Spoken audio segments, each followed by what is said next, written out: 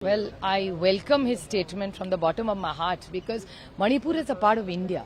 It's an integral part of India. And when we see our people suffering so much, it is extraordinarily disturbing for all of us. And this is something we have been asking.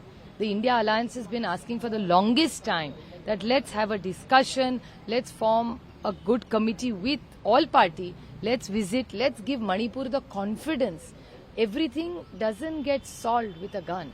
You need love also with it.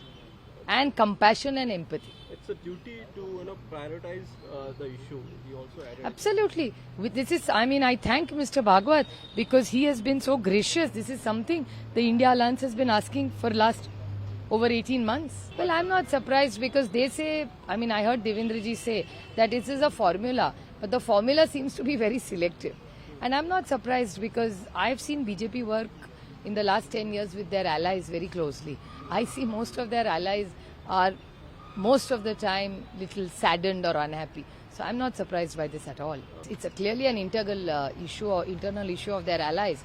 But it's obvious that if they feel there is injustice because somebody who has 5 MPs gets a cabinet and somebody who has 7 doesn't get a cabinet. So I don't blame, and I understand because Mr. Srirang Bharane has been a Sansad Ratna. I have worked very closely with him in Parliament.